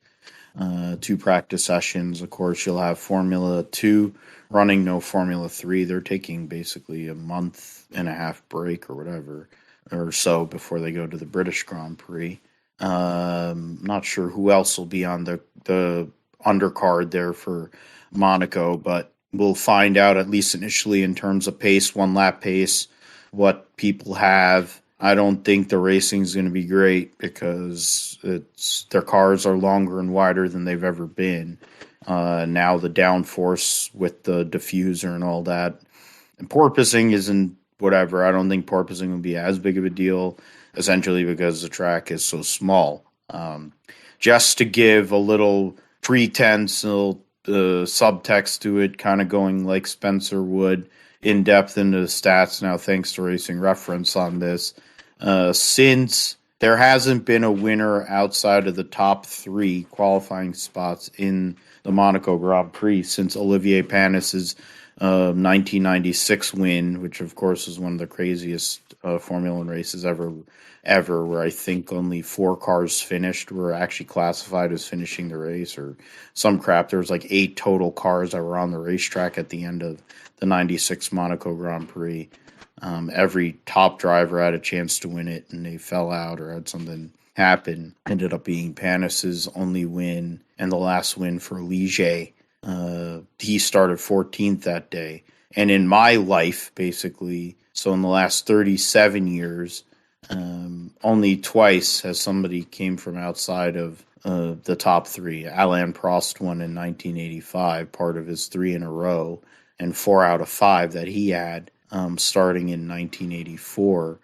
And, you go back even that KK Rosberg in 83, Depailler 78, Jean-Pierre Beltois in 72, 4th. So you have to go back. It's like basically since 1970, there's only been, 3, 4, 5 occurrences of somebody outside of the top 3, or 70, since this 71 race, only 5 occurrences of somebody outside of the top 3. So legitimately, you have to qualify on the front row. You really want to qualify on pole, but definitely get in the top 3. If you're outside of that, call it a day. You're just racing for points, and don't crash. That's something that we're going to see, but we'll get more into it. Hopefully later in the week, trying to coordinate it so we can give in-depth previews. Want to keep these things tight. All 3 races deserve their time in their own right. And then also we have to get into what took place this past week. And I guess before we go for tonight, I'll call it the hot take segment before we go. So I'll reverse it here. Joe, I'll throw to you first in regards to what we had to deal with at Texas yesterday. Spencer, and then Josh before I finish, and then we'll get into the show close for today. I mean, that wasn't great. 90% negative result on Jeff Gluck's poll on was it a good race. I mean, I don't know if there's a such thing as a good race at Texas, really, but I'm biased. The fans have fun when you go there, even though you have to probably pay like the same amount as people who are at Southern Hills had to pay for Michelob Ultra to watch Justin Thomas win the second major. $18 for Michelob Ultra is ridiculous, but that's what the people had to pay at Southern Hills. I would have, if I was Mito Pereira, I'd have probably went and spent about $180 after I gave away a 3-shot lead in the final round of a major. But what were your takes on this past weekend? Stu Ball actually won a Truck Series race. So for his 12 fans, truck fans, because I know he has plenty of fans in the modified ranks and all that, he's in the playoff. But Texas wasn't that great. Yeah, I thought the Xfinity Series race was definitely, I think, the most lively. Trucks had some passing. They would get a little strung out, it would seem. Truthfully, actually, I wasn't too attentive to this week's trucks. I had it on my phone while I was in quarantine, and I was sorting out part of my diecast collection that I'm getting ready to sell. But I was a little more attentive to Xfinity, certainly attentive to Cup. Xfinity, it seemed like you could pass, less tire issues, but still, even in the Xfinity, with the low downforce and all the problems that can rise because of the low downforce, pretty hard to pass. And it really, since they reconfigured Texas, it seems like that's been the biggest thing, is that no matter what series that runs, no matter what package that runs, it's really hard to pass unless the driver you've just passed made a mistake that allowed you to pass them. Junior Motorsports was really strong all day in that Xfinity race. Just some problems late in the race. Noah Gragson getting involved in a wreck. Allgaier have a tire go down. Berry, again, involved in a wreck. Really, I thought Junior Motorsports, it was their race to lose. They did so well the first two stages. And unfortunately, just circumstances kept them out of the way. But I'll hand it to them. I'm really impressed that Berry and Allgaier were able to recover as well as they did. I believe Allgaier finished 5th and Berry 7th, if I'm not mistaken. So the drive from the back shows that, if you have a good enough car, there is passable, there is opportunity to pass, but still, it's probably one of the hardest tracks, no matter what series you run, what package you run, what tire, whatever that you run. This is probably one of the hardest tracks to pass across the board. As far as the Cup race goes, I want to be a little reserved with my comments because I don't like being critical of NASCAR. I love NASCAR. That's why I want to work so badly around the sport. And you never like criticizing something that you love so dearly and that you hold so highly in your heart and really in your life. But, a lot of what happened last night, first off, the product for an all-star event should have been far better. I was happy when they moved it from Charlotte, not for the sake of them, but not because I didn't like Charlotte. I just wanted them to rotate the race itself. I thought the all-star event, much like other sports, should have the opportunity to visit different regions, different fan bases, and have a greater reach, and to allow a lot of fans to experience the very unique environment that creates the all-star race. Last year at Texas, I was pretty skeptical. Race ended up being okay. So I didn't think too much of it when they came back this year. It was a rough night for all around. It was a rough night for the tires. It was a rough night for passing. It was a rough night for officiating. I think it really just, the combination of everything together made it so much so that I've never seen NASCAR Twitter so unified about anything in a good or bad way.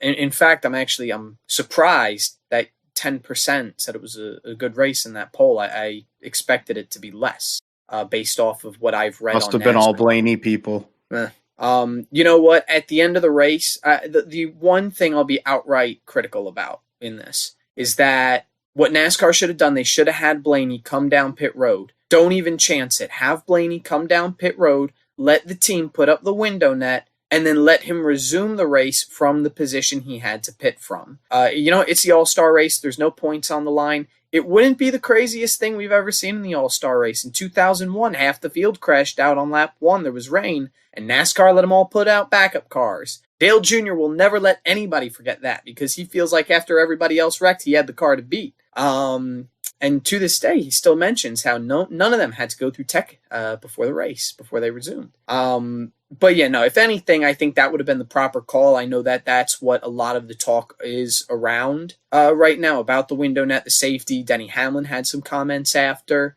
Blaney deserved to win that race. After the events of the accident that involved Kyle Busch and Chastain and Elliott, he definitely had the most consistent car of the night, and definitely by the end of the race, he had it dialed in the best, better than anyone. He was pulling away from Hamlin on old tires when Hamlin had much fresher. So, as far as the future of Texas goes, after seeing the reaction last night, I'd really be curious to see the numbers when Adam Stern puts them out. I don't know if he has already, about viewership and ticket sales. And I'll also be monitoring very closely when the series goes back there in October for the playoff race. That's I don't know. I've not really liked Texas since the reconfiguration. Hopefully there is something that NASCAR and SMI can collaborate to do to fix it. Truthfully, I wouldn't mind, if they took that Auto Club plan and somehow adapted it to Texas instead.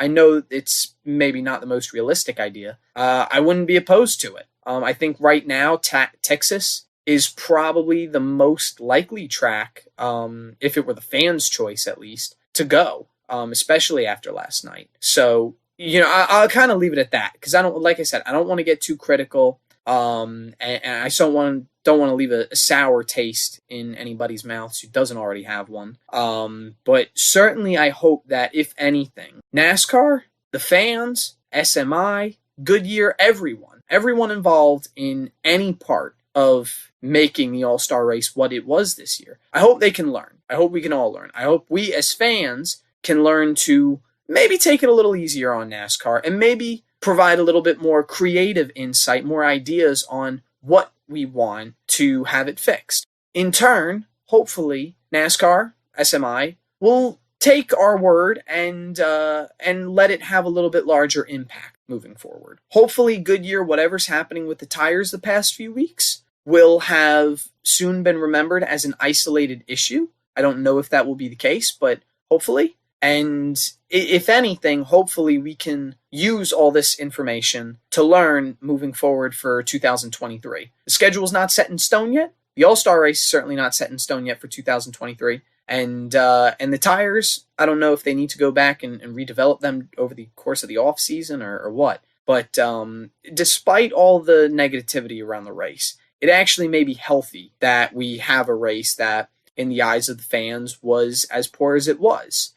This may provide new direction for NASCAR. This may push the industry and the drivers and the teams to new heights. You never know. Sometimes you need that really low in order to have some really high highs. So I'm really hoping for the best out of everything, but it was absolutely concerning, the events of last night, and hopefully things go up. You're a way more positive person than I'll ever be, I guess, Joe. But the fact of the matter is, NASCAR probably needs you to work for their PR, because you did a really good job there.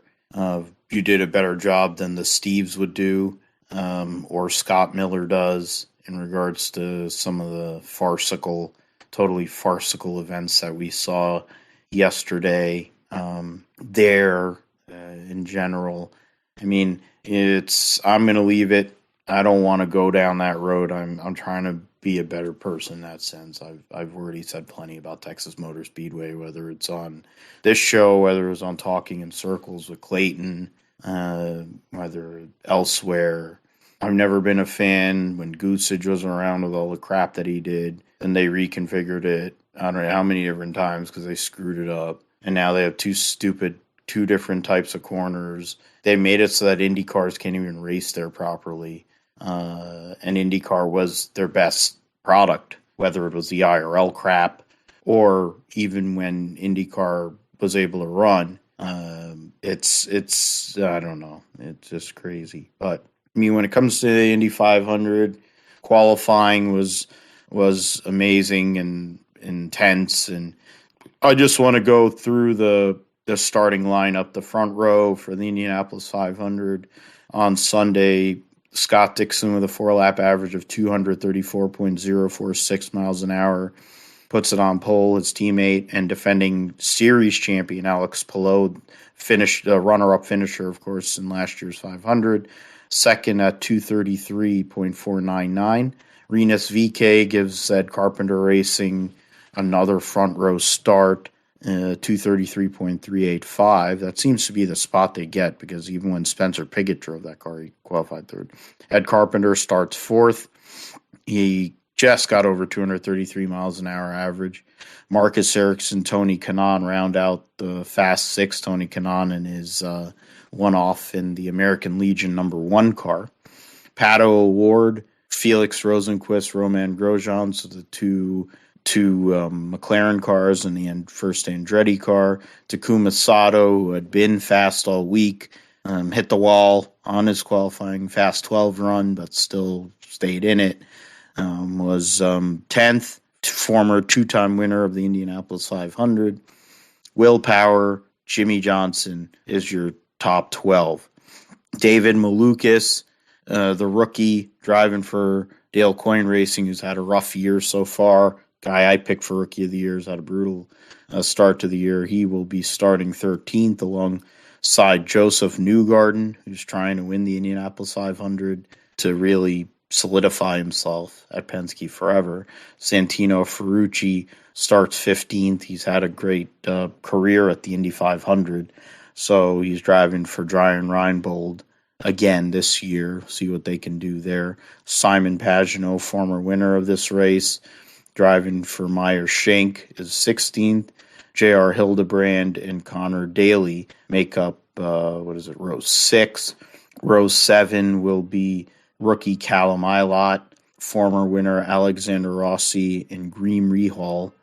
And row 8, Sage Karam, Marco Andretti, Devlin DeFrancesco. So if anyone's betting, he's a caution that's waiting to happen. I don't know what the odds are on that, but likely he'll cause a caution. Then in row 9, Colton Herta. So this row is going to be interesting. Row 9 with Colton Herta, who's run well, qualified well in this race before and has had issues. Scott McLaughlin and the defending race winner trying to win the Borg Warner like $400,000 bonus or whatever the heck it is for winning back-to-back, because he was the last one to do it in 01 and 02. Elio Castro-Neves will be starting his defense of the Indy 500 from 27th position. Row 10 will be Kyle Kirkwood, the rookie for AJ Foyt Racing in the 14 car. His teammate Dalton Kellett, who wrecked in practice. Juan Pablo Montoya, trying for his third Indianapolis 500 win, will start 30th for McLaren. In the last row, Christian Lundgaard, Jack Harvey for Ray Hall Letterman Lanigan Racing, and Stephen Wilson, who didn't get to set a time, but because there's only 33 cars, he's in the field. So that's the 33 cars that we'll see. I didn't have the Delta Force intro behind me. I didn't have the nicknames like Brock Beard or any of that. I'm sure he'll probably post that later this week. The Delta Force thing is really cool. So with that, I'm going to call an end to this episode 115 of the GSP. Thanks to Joe and Spencer for coming on to talk about, memories and things, what it means and what this week will be. At least we're getting a little bit of a brief preview of each race. And for Josh, as always, for coming through, being my right-hand man, my tag team partner, and Indy 500 winner now. So there is so maybe we have to go and get another trophy. I know you want to have the belt from the Fall Brawl Fantasy League, but I think we could go and find a trophy on one of those Trophy Smack or whatever, and we can get you a trophy. It won't be a Borg Warner, but maybe something for your iRacing Indy 500 win. You're in the same level as Jimmy Broadbent now, since you've won a. Oh yeah, that is true. Yeah, I forgot about that. You've won an open Indy 500, so you're in the same group as Jimmy Broadbent, and he's a professional race car driver these days. Yeah, he's a pro racer now. He's sim racer, and now he's pro racer. Well, I mean, we'll see. I mean, I had an idea. I mean, at some point later in the year, maybe or at some point, maybe we can. Dale Jr.'s got a IndyCar that he didn't even race in real life, but they made die casts out of the iRacing IndyCar. maybe we can get a GSP IndyCar diecast somehow. I don't know where we can get custom IndyCar diecast, but I will try to figure something out. There are custom. You could sacrifice like a Devlin DeFrancesco car, and it's just the pain of having to pay for a Devlin DeFrancesco car. But or somebody an old super speedway car from a few years ago, and we just have to work on a good scheme, and then I'd buy one. I'd go and buy one. You can buy one. You're going to buy one because you won, and I just want to have it because then I can have it in the background, even though we have everything blanked out here on Discord. But it's like I have my old trophy I put the trophy over there. My Mario Andretti Funko Pop is still behind there. And I have my lanyards from my days when I used to be a proper journalist. I've just become a drunken podcaster now. So with that, I'm going to go and throw to you, Spencer. Where can we find your work, and where can we follow you this weekend since it is Indy 500 week? Oh, Josh, I'm out here, so if you want me to get you a Borg Warner keychain or trophy, pin or something, just let me know and I'll make that happen for you. As far as social media, it's all at IndyCar 1909 or at Spencer Neff, SpencerNeff, my name 11. Those are the two handles for Twitter, Instagram, TikTok, even though I haven't posted anything on there. Snapchat, same thing. So I'm going to be posting stuff. I have to give a shout out to a couple of my buddies on Twitter. My friend Brian, who's at 500 Indy 1911, actually, is a big stat nerd too, or that guy, sorry, like I am. So if you're not following him, go ahead and check him out. He's always got some pretty cool stuff. He was on, I think it's called the Turn 4 podcast. So that a follow. And then I actually had a suggestion from another friend. His name is at Vincent Venegas, I believe. He's at VIN Designs 2013. He does some really cool driver paintings and stuff. His daughter, Sloan, has made some nice bracelets, and there is a cute video of her with Joseph Newgarden before the GP. He had the suggestion of making a Twitter thread of all the helmets that each driver has. So it's hashtag Indy500 driver helmet thread or helmet thread. And I'll be posting updates on that throughout the week. And I'll just be kind of posting various stuff about the race and all that over the next week or so. So, anybody who's interested, follow me there. Yeah, and thanks for coming on, man. Yeah, the helmet thread with you and Vincent has been great. I mean, Vincent does great work. We've been Twitter friends and followed for a while.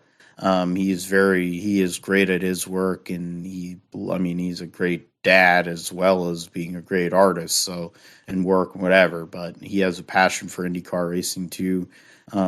Spencer's been getting them pictures for all the different helmets, and there's been plenty of great helmets coming along here for this Indy 500. I mean, Jimmy throwing back to, I think, Blake Shelton's grandfathers or something, and his grandfathers. And you have like Tony Kanaan with the Legion. You have Marcus Ericsson kind of throwing back to old school looks, and also his Scandinavian background. You have all these other guys that are in there. The helmets are great. So check them out on Spencer's Twitter feed.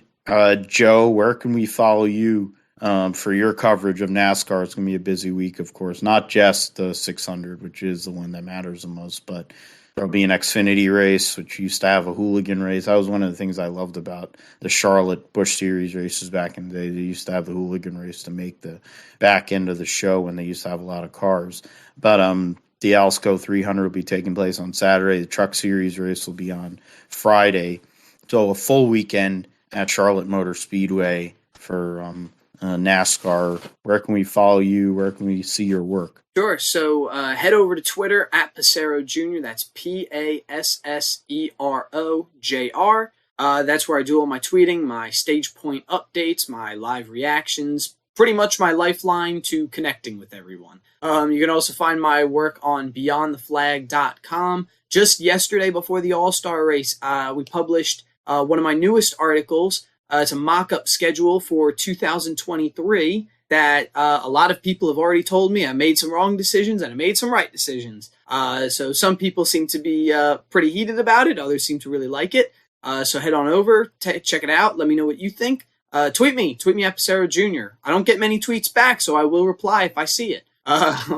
And just thank you guys. Thanks for having me on. I always appreciate coming on here. I have a few projects currently in the works. They're not developed enough to where I can talk about them yet, but I'm hoping they come to fruition this summer. And if so, it's going to expand some of my responsibilities media-wise. So I'm hoping that comes to fruition. And if it does, I'll be sure to let you guys know. Definitely check out Joe, because his passion for the sport, it kind of reminds me of what I was initially as a fan, and even in my time as covering the sport, not only on the NASCAR and IndyCar side. The energy is there, and way more eloquent than I'll ever be, way more passionate about it than I'll ever be, I think. But the fact of the matter is, Joe is a great follow, and the interaction is great. And that's the thing with both Spencer and Joe. Interaction with the fans is good. And in this day and age, I mean, even with the way fans are, it's a good thing to have. So thank you, Joe. Thank you, Spencer. And now to our Indy 500 champion. You need to promote your Twitch stream, since we have to see that video. I want to see your celebration video. And if it was more Alio, or was it more like I don't know, Rick Mears, where he was dreading having to do the speech while he was leading his Indy 500 when he won in 1991. He was dreading the last 15 laps, thinking about his speeches he was going to have to give, which is one of the funniest things I've ever heard in my life. But it is totally Rick Mears. Yeah, I mean, I don't have like a celebration like that, but I didn't have the video turned on when I won the race. But I mean, it's basically almost similar. The sounds that came out of my mouth were very similar to Jimmy Broadbent's. I think that's kind of how it was. A lot of just yes, pumping up my fist up and down, that kind of thing. But we'll talk. I'll show it to you. I'll send you a link here in a minute. But yeah. It's up on the Twitch, the clip of winning the iRacing Open Series Indy 500, and the clip of that, the last lap, and then also the clip of basically where I effectively won the race, I think, in my mind, making effectively the winning pass for lead. It was for second place, but then the guy that was in the lead had to pit, and then we still had one more pit cycle after that, but was able to keep the lead after that, making that pass and stay out in front. So it was a good thing that I was able to do. I mean, sorry I didn't tell you about it before I ran the race, because this is literally like last minute kind of thing. Like I kind of woke up and I was like, it's at 1 o'clock. Maybe I might do this, and then I did, and then I won. So that's how it goes sometimes. Like I was, I told Joe about the fixed Indy Series 500, and I was, thinking that would be my best chance to win, I guess. And then, I was kind of thinking about it over the week. I was like, maybe I'll try, because they have these setup shops online where you can, you download a free one, or you can pay a couple of dollars, like $3 to get the upgraded version. And I did that. And then I was like, maybe I might try this. I don't know. I came on Saturday morning, woke up, and then 1 o'clock or not 1 o'clock, but like getting close to 1 o'clock, I was like, maybe I might do this, and I did. So won the race. So that's, sometimes that's how gaming is. You kind of just do it when you feel like it, and you end up actually winning the whole damn thing. So of course you can watch all that and the half of the race, because I didn't start recording until lap 94, because I was like, I didn't want to record because I was like, I don't know if I might win this, and I kind of just want to, just be here on my own. And then I was in second, and I had led a couple of laps already at lap 94, and we had a caution. I was like, all right, I'll pull up the stream program, and I did. And then you have the last 106 laps of the race to watch if you want on my Twitch, which you can find the Twitch at Twitch TV /usailor2. Go in there and watch the Open Series last 106 laps from lap 94 all the way to the end of that, and then also the Fixed Series full race 200 laps that I did last week or 2 weekends ago now. You can watch there, and then of course my other basically that's that, and Twitter, of course, you can watch or follow me on Twitter and see what I have to say about the racing and about all the other things that I'm interested in. And then of course we got our YouTube channel, which we're posting these video feeds on, and you can follow that on YouTube at Grip Strip Podcast there. Subscribe to our page, subscribe there, and like our videos, comment, and keep on eye out on for more videos as we continue throughout the year. And of course, we've got this video that we'll produce later, and then we meet up later in the week, we'll have that video up too. And then anything else that we have, any bonus content we might have, which got something in the works for that, from our last conversation, Joe, we had I'm gonna post that one up and maybe post the one that we had earlier today. So that's where you can look at all our stuff and everything. So that's all I got. Yeah, we got plenty of stuff going on. We're on a lot of different platforms. I don't know what's been going on with listenership, but hopefully we can kind of get this summer rolling. We'll go and get people back on it. Even if you're not going to get back on it, at the end, it does bother me, but it doesn't bother me because in the end, it's our deal. And the people that are listening do like the product. I've gotten plenty of compliments from all different walks of life. People who are not racing fans are willing to listen to the show. So that tells you all you need to know. And mostly what we talk about is racing. So for that, we're thankful. Thanks to everybody that's here. Of course, my man, Josh, Joe, Spencer. You can follow me on Twitter at Philip G. Matthew. You can follow us at Grip Strip Pod on Twitter. You can find the Grip Strip Podcast on Apple Podcast, Amazon Music, Spotify, Podbean, Pandora, iHeartRadio, Stitcher, TuneIn, Verbal, and YouTube. Recently, of course, we've had our episodes on there over the last few months. Josh has been spearheading that and also sharing our feeds on the Twitter page there, the Grip Strip Pod.